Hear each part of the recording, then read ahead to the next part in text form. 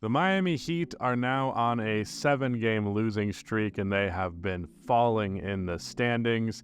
And a big part of this has also just been that they recently made the Terry Rozier trade, and they've also been losing some of these games to teams that I think they should at least theoretically be better than. What the hell's wrong with the Miami Heat? Hello everybody, welcome to Os Rusty Bucket. Subscribe to the channel if you have not already and drop a like on this video. It only takes 1 second and it makes a massive difference in how this video performs in the YouTube algorithm. So, in today's video, we are going to be discussing the Heat, as previously mentioned, a little bit of the Terry Rozier trade follow-up. I want to talk about the Lakers versus Rockets game and a little bit about the Lakers just in general recently. I'm also going to talk about the Phoenix Suns just because they played Miami, and a little bit about the broadcasting of games the other day. I want to do a little rant about that. And actually, I think I'm going to go ahead and do that up the top here because it truly did bother me. I don't know the exact details of the television plan that the NBA has, but I truly don't understand how the NBA can continue to complain about the presentation of their product,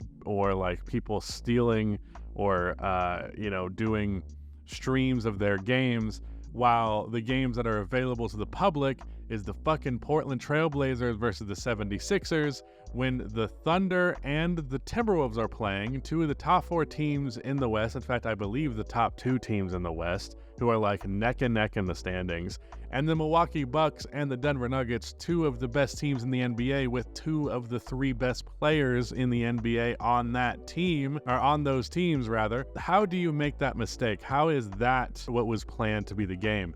I understand, because also Joel Embiid did not play in this Portland Trailblazers game because apparently he doesn't want to win this MVP, but he didn't play. And so we got to watch Portland against fucking Tyrese Maxey and Tobias Harris. Why is that the nationally broadcasted game? Who is tuning in for that? And how do you have 2 of the best teams in the NBA and 4 of the best teams in the NBA playing against each other in 2 different games, and that's not broadcasted in any capacity? That's insanity to me. I don't know how you make that mistake, and I don't know if there's a way that you can change what games are broadcasted on the fly or whatever. There's just got to be some sort of system to amend this, because I imagine they're losing out on so much viewership from this. You know, something like a Timberwolves Thunder game, I think you can hype that up quite a bit, given that it's a battle of the 2 top seeds in the Western Conference. And I think you can hype up the Nuggets versus the Bucks as a potential finals matchup. Obviously, we haven't seen them play against each other in the playoffs yet because they have to go all the way to the finals to do it, but it's a matchup that is very conceivable to happen this year, and we're just not even gonna fucking have it available for most people to watch. You have to have League Pass, or you get to illegally stream it. So I don't know what's going on there. It truly was like, how is this decision being made? And I don't know how this decision was made months ago. Like, whenever they made the actual schedule, why, even if Joel Embiid played, why are we watching the Sixers versus the Blazers, who we knew blew it up? Like, why would that be a good game? Why would that ever conceivably be a better game than Nuggets versus Bucks? I don't get it. I did watch that game and a little bit of OKC Timberwolves. I just don't really feel like talking about it all that much. But anyways, what I do feel like talking about is these teams that took L's, that being, again, the Heat and the Lakers. Also, I skipped this. I am also going to be talking about Evan Mobley and the Clippers being beat by the Cavs with Evan in his return. But to talk about the Heat game versus the Phoenix Suns, it was a close game for a decent stretch of time, but it felt pretty obvious that Phoenix was going to win this game through quite a bit of it. Terry Rozier is the player that I've been keeping an eye on. I've watched pretty much every Heat game since he's been traded there, and in his first 2, I can't remember if it's 2 or 3 games that he played, was not good at all, didn't score the ball well, and didn't really fit in very well with Miami. However, he did have 21 points on 73% true shooting in this game, so he finally found his rhythm. He had a couple of moves where he absolutely torched Kevin Durant, but he was also a negative 21 in a 13-point loss.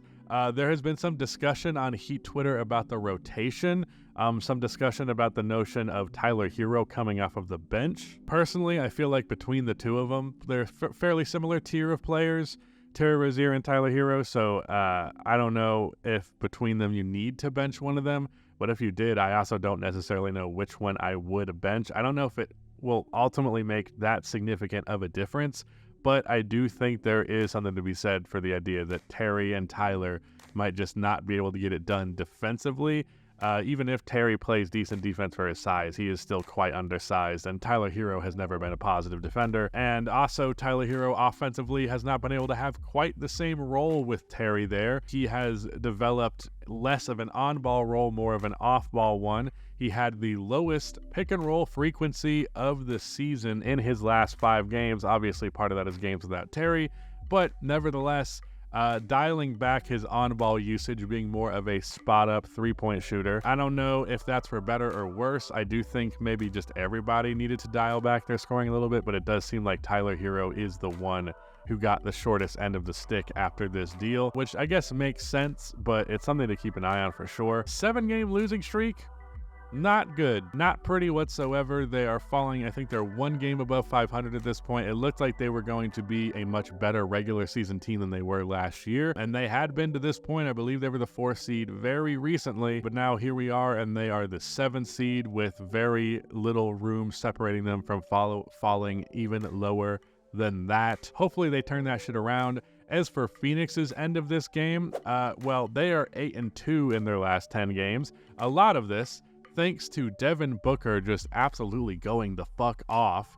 In his last 10 games, he is averaging 35 points per game, 5 rebounds, and 6 assists on 55% from the field, 38% from 3 on 7 attempts, and 87% from the line on 7 attempts. Obviously, a part of this came from the 62-point performance that he had, ironically in a loss, but overall, things have been going very good for Phoenix. A huge part of this is that Bradley Beal has been back. Now, I did say about the Suns before Beal came back that I think they should be better than they are without Beal, and I still stand by that.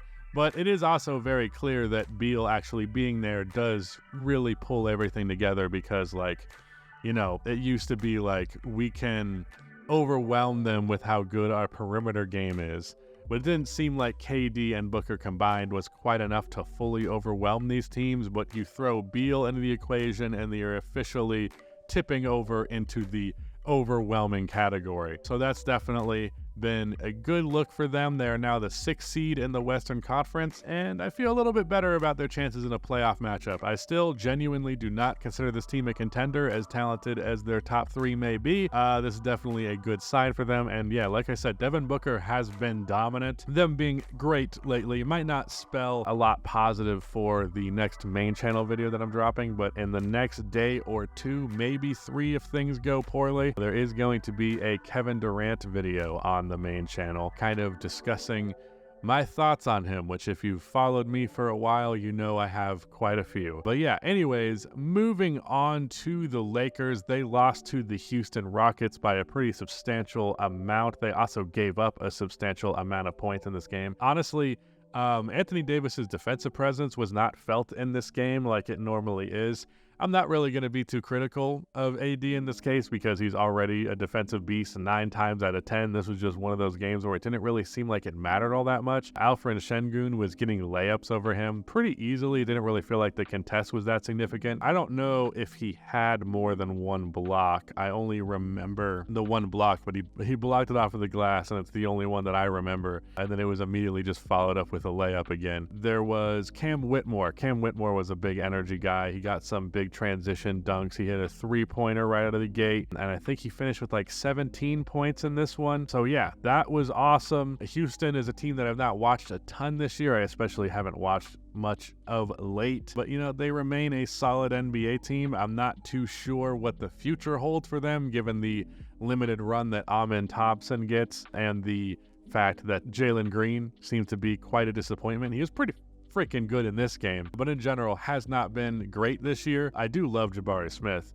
but I don't know what the ceiling on this team is if we simulate a couple of years, but it was at least good enough to beat the Lakers. And the thing about the Lakers lately specifically is that D'Angelo Russell has been having himself a hell of a stretch. Over his last 9 games, he is averaging 27 points and 6 assists per game on 51, 50, 90 splits, taking 9 threes per game. 9 threes a game on 50% is awesome. Obviously, he had 8 3-pointers against the Chicago Bulls, but in spite of that, over this stretch, the Lakers have been about 500. In their last 10, they're 5-5, which is around what they've been this year, which is just not up to par with the team that is supposedly supposed to be a contender, as we have been led to believe. And the big scapegoat for them this year has been D'Angelo Russell, which I probably would have predicted, A, because I don't think D'Angelo Russell is all that great, but B, because scapegoating one guy is a very common Lakers fan thing to do, and ignoring all context of what actually puts a basketball team and makes a basketball team successful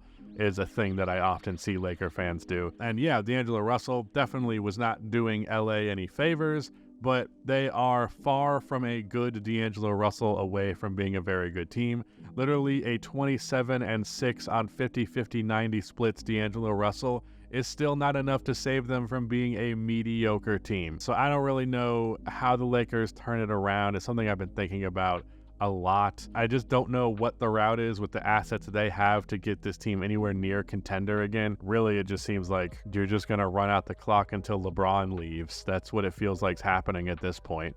You know, we're just waiting for the new chapter of LA because it's probably not going to happen again in the LeBron and AD era, which is a damn shame because those two had so much potential as a duo. Obviously, they got one ring, so you're still satisfied with that.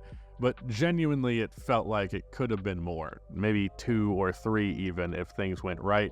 I feel like the Lakers just completely shot themselves in the foot with the Russell Westbrook trade, and since then, it's just been pretty bad. Admirable that they got to the Western Conference Finals last year, but also the Nuggets very much proved that they were not ready to hang with a real contender. Not the best for the Lakers. But moving on to the Cavaliers game, this is the last thing to talk about. The Clippers have been on a really good streak lately, and they're looking like one of the best teams in the NBA, if not the best team in the NBA. And they lost to the Cavaliers, who in a previous video, as I mentioned, have been on a really, really good streak lately. That was without Evan Mobley and Darius Garland, but in this game they had Evan Mobley. I believe he had if not a double-double, a near double-double. Played great defense, as Evan Mobley is one to do. And they handled the Clippers pretty easily. They were up pretty much the entire game by double digits, or at least a long stretch of the game. Maybe it wasn't quite the entire game, but yeah, I just wanted to highlight that. Interesting game. I don't have much to say about it in general. It's interesting that Evan Mobley came back and it worked, because that was a thing I was a little concerned about with their recent stretch of like, maybe this team is better just having, a floor spacer instead of, Evan Mobley as the 4. And maybe they're better with Donovan Mitchell dribbling the ball and making the plays instead of Darius Garland, because Darius has been disappointing this year. But at the very least, it seemed like Evan was not a problem in his first game back. It's definitely going to be something to watch. I wouldn't really suggest that Cleveland needs to make any trades right now, like at the deadline or anything like that, but I also do feel like there might be some difficult conversations that need to be had, if not this season, then in the off season. But yeah, good game from them. They've been on a really great streak lately. Cavs, good job, guys. All right, that is it. Shout out to Alec. I did it again. You know what? Go watch Kenny's videos instead, you fuck. Why do I keep flipping your guys' names? It's because it's the same amount of letters. Thank you for editing the video, Nick. That is your name. Goodbye.